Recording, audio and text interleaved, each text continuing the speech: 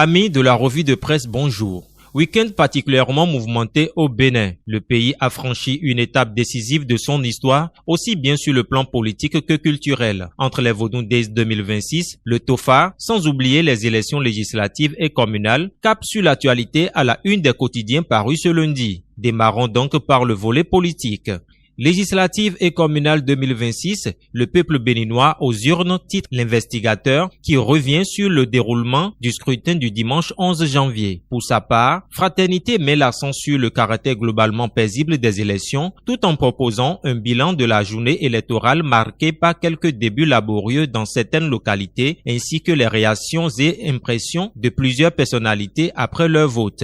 Selon Dabarou, le peuple béninois a exprimé sa maturité démocratique à travers un scrutin calme et bien organisé. Le journal adresse une mention très honorable à la Sénat, dirigée par Saka Lafia, et salue également la HAC de locaux pour une couverture médiatique jugée impeccable. Plusieurs messages de candidats sont également relayés à la une du journal. Même son de cloche dans Matin Libre qui titre « Élections communales et législatives, un scrutin sous le sceau de la maturité démocratique ».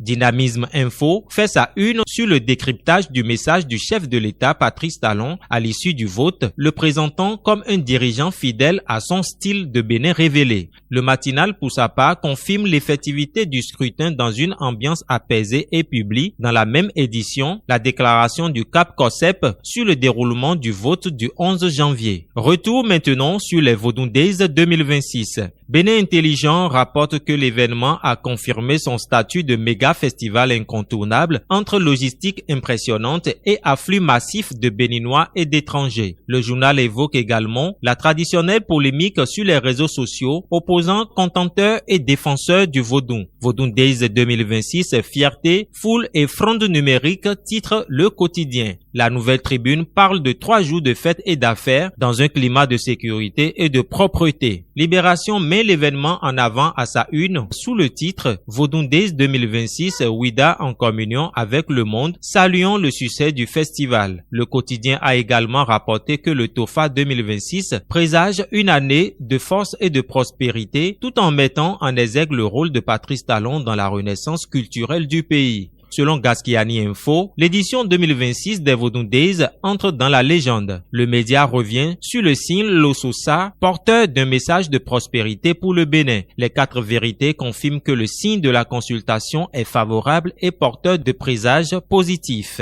Dans un registre plus politique, la boussole met en avant le message du FA pour l'année 2026 qu'elle qualifie de troublant. Le quotidien évoque une année marquée par des tensions, mais également par la continuité de l'autorité et du pouvoir au Bénin. Autre actualité. Dans ses colonnes, Nassiara revient sur un épisode douloureux de l'actualité sécuritaire. Les familles des soldats tombés au point triple en avril 2025 attendent toujours des réponses et un soutien, rapporte le journal. Une note sportive pour boucler cette revue de presse. Selon Visa Info, les Guépards du Bénin, après leur élimination de la CAN Maroc 2025, ont été abandonnés à leur triste sort. Aucune visite officielle, aucun message d'encouragement. Le journal évoque des promesses fictives, un retour discret du staff technique et des joueurs dans l'indifférence générale. Fin de cette revue de presse. Merci de votre aimable attention.